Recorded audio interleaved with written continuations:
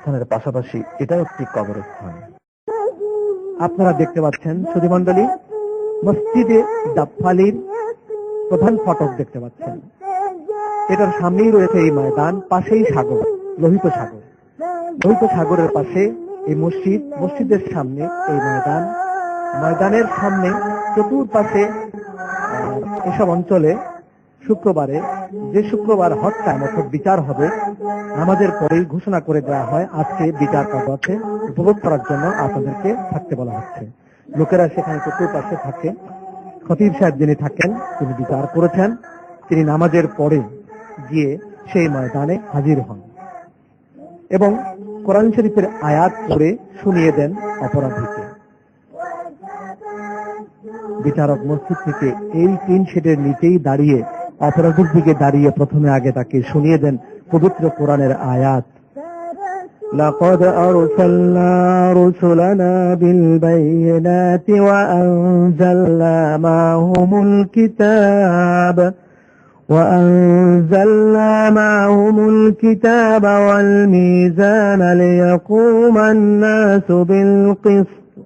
আমি রাসূলদেরকে পাঠিয়েছি কিতাব দিয়ে এবং বিচার ব্যবস্থা দিয়ে, যাতে মানুষের মধ্যে ন্যায় পরায়ণতার সাথে বিচার ব্যবস্থা প্রতিষ্ঠা করতে পারে। এখান থেকে বলার পর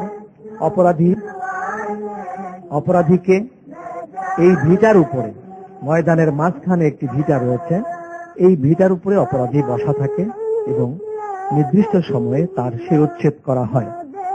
সুধীমণ্ডলী, আমরা শুনতে এবং দেখতে আমাদের কাছে আটকে ওঠার কথা, খুব অবাক লাগার কথা যে একটি মানুষকে দিন দুপুরে এই ভিটার উপরে বসিয়ে তাকে হত্যা করা হবে আর হাজার হাজার দর্শক তা দেখবে চতুর্পাশ থেকে। এটা কেমন একটা নিষ্ঠুর কাজ। কিন্তু আল্লাহ বলছেন কি, ওয়াফিল কিসাসে হায়াতুন ইয়া উলিল আলবাব, এই বদলার মধ্যে, এই বিচারের মধ্যেই বেঁচে থাকার গ্যারান্টি রয়েছে।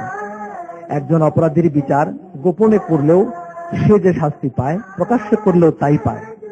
সুতরাং গোপনে করলেই সেটা মানবিক হয়ে গেল, আর প্রকাশ্যে করলে অমানবিক হলো, এটা কোন যুক্তি? বরং প্রকাশ্যে একজন অপরাধীকে বসিয়ে যদি শাস্তি দেওয়া যায়, তাহলে অগণিত অপরাধীর হাত সংশোধিত হয়ে যায়, অপরাধ করার প্রবণতা কমে আসে, তারা আর অপরাধ করবে না। সেই জন্যই আল্লাহ বলেন, একজনের প্রকাশ্য বিচারের মাধ্যমে অসংখ্য মানুষ শান্তিতে বসবাস করতে পারে। সেই জন্য ইসলাম বিচার ব্যবস্থা, বিচার কার্যকর প্রকাশ্য করার কথা বলেছেন। সুধীমণ্ডলী, আপনারা দেখলেন মসজিদে জাফফালি, যেখানে আদালতের রায় কার্যকর করা হয় জিদ্দার মাঝখানে, এই সেই মসজিদে জাফফালি।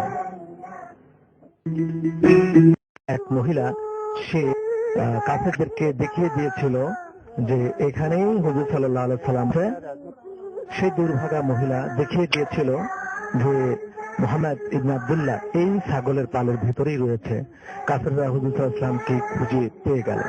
হুজুর সাল্লাল্লাহু আলাইহি সাল্লাম বড় কষ্ট পেলেন সেই মহিলার দেখিয়ে দেয়াতে, আর সাথে সাথে মহান আল্লাহ পাক সেই মহিলাকে যেখানে দাঁড়িয়ে সে কাফেরদেরকে দেখিয়ে দিয়েছিল, সেই দাঁড়ানো অবস্থাতেই আল্লাহ তাকে পাথরে রূপান্তরিত করে দিল।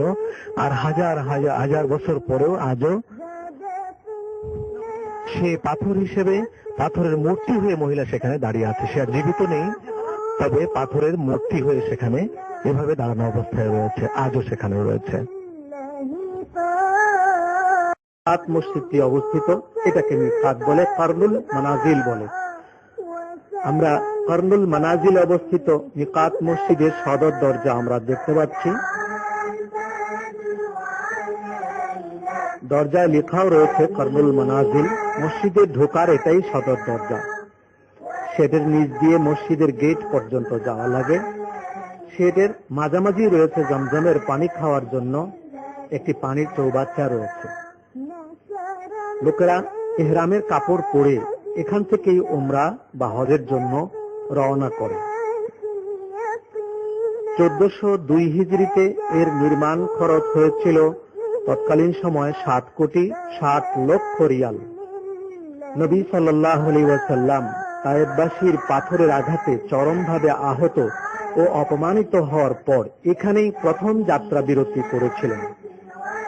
619 খ্রিস্টাব্দে নবুয়তের 10ম বৎসরে ঘটেছিল তায়েফের